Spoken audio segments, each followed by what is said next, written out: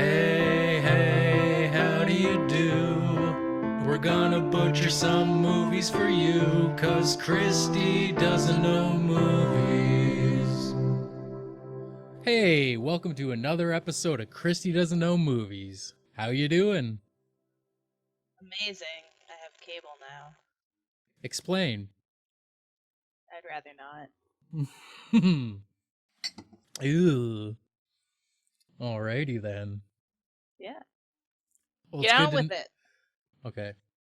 Our first movie of the episode is 1986's Labyrinth. What do you think Labyrinth is about? Okay.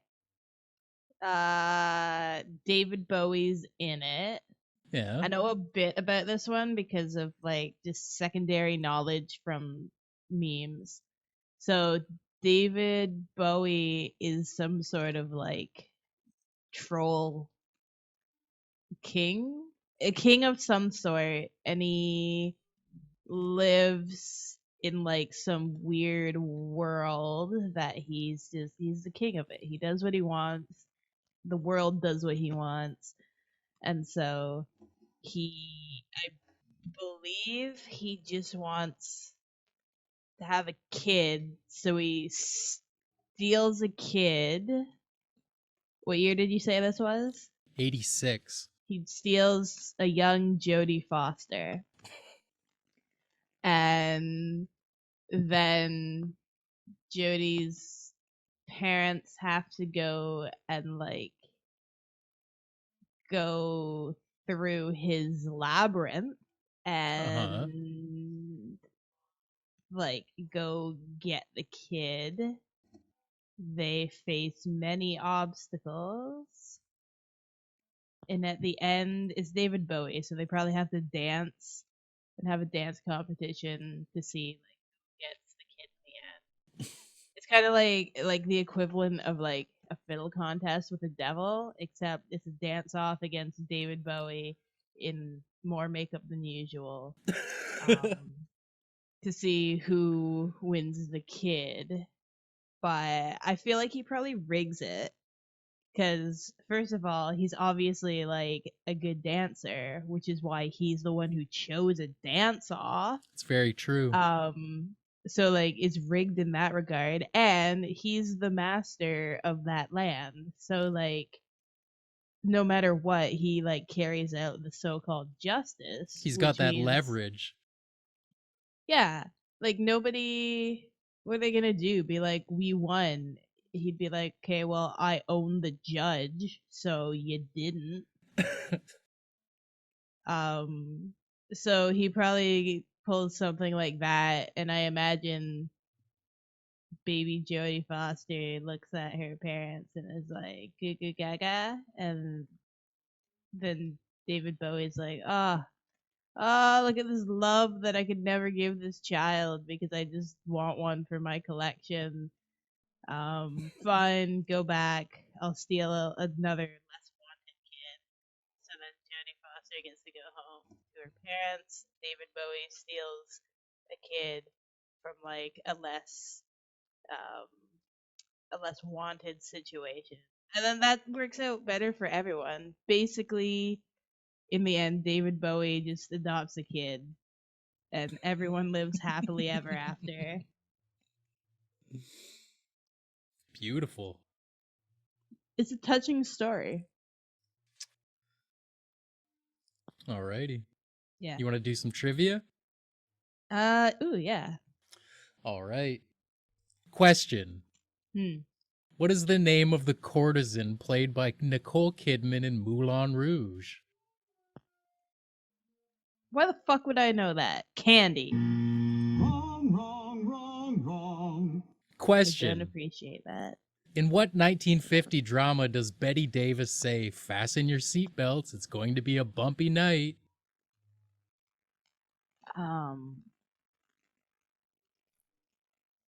I don't know. What's that? Thelma and Louise. Incorrect. Fuck you. Question. The theme from The Third Man, also called the Harry Lime theme, was performed on what instrument? I've never heard those words in combination in my life. Wrong, wrong, wrong, wrong. Ukulele. Wrong, wrong, wrong, wrong. I hate Question. you. Marlon Brando could have been a contender in what iconic 1954 crime drama? Scarface. You're so dumb.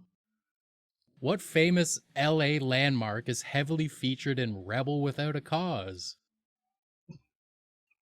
Chrysler Building. Incorrect. Who played Martin Luther King Jr. in the 2014 biopic Selma? Cuba Gooding Jr. Wrong, wrong. That was terrifying. Question. Who directed... Pardon? I'm done with trivia after this one. There's 3 more.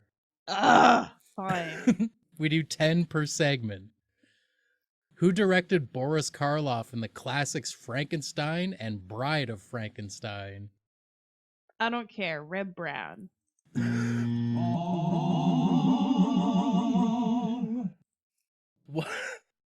What infamous 1980 box office bomb ruined the career of the Deer Hunter director Michael Cimino? Literally never heard of this person. You didn't let me answer. So you're looking for like a shitty 80s movie? 1980 box office bomb. Ghostbusters 3. I'll give it to you. Very, very large brain. Wait, was it? No, Or are you just giving me a point? I just wanted to play my clips. Oh, okay. Question. What words are written on the knuckles of Reverend Harry Powell in the Night of the Deer? Hold on. I gotta cut that. Let me try that again. Question. What words are written on the knuckles of Reverend Harry Powell in the Night of the Hunter? Love and hate? You were so right. You Really? Yes. What? I just thought of the, like the most stereotypical knuckle writing. Yeah, you're pretty limited on what you can get tattooed on your knuckles. You can All right. get fuck yous. You can get fuck you with an exclamation point. I prefer fuck yous. All right, question. Last question of the trivia segment. What Hollywood movie star plays himself in Zombieland? Michael Keaton. Wrong. And that ends the trivia segment. I think he got 2 or 3 right. No, you played the right sound twice, but the first time was just because you wanted to hear it. I got 1 right. Okay, moving on to our next movie. Kristy, what do you think 2006's Pan's Labyrinth is about? All right. So this is a spin-off of the original Labyrinth. It's like the sequel. David Bowie's not in it, and instead they get somebody else to play him. Probably someone not quite as good. Possibly a comedian. I feel like they went a comedic route this time.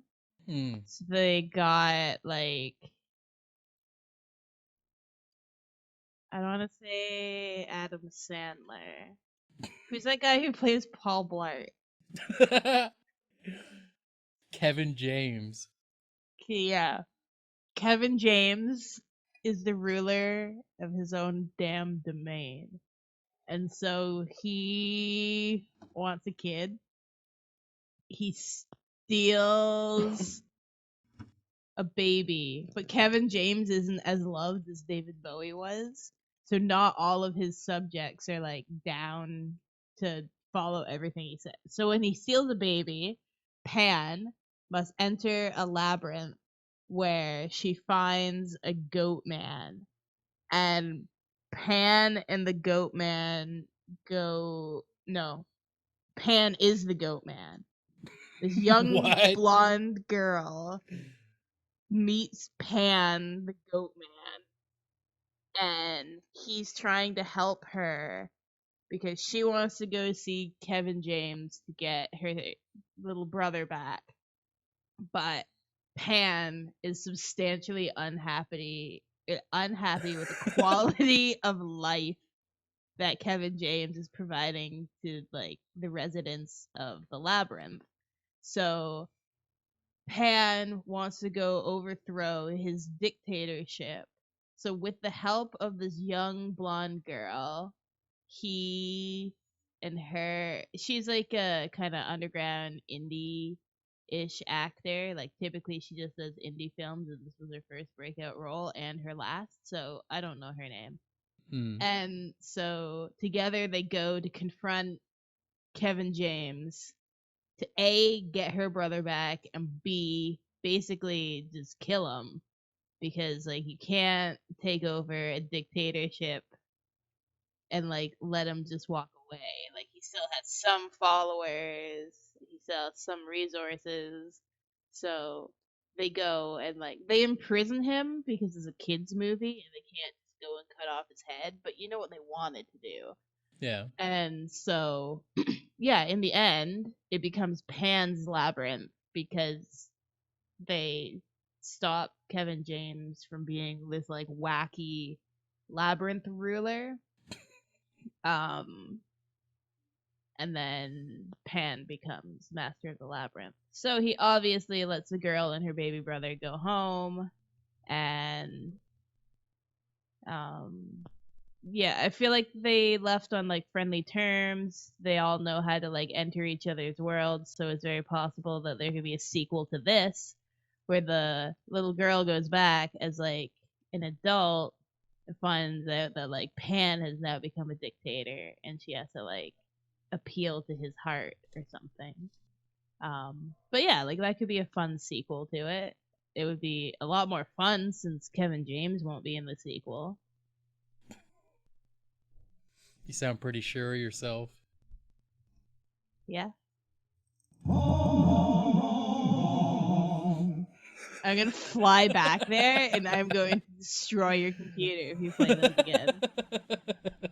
You're not using those next episode. All right. Thanks for listening, everybody. Ugh.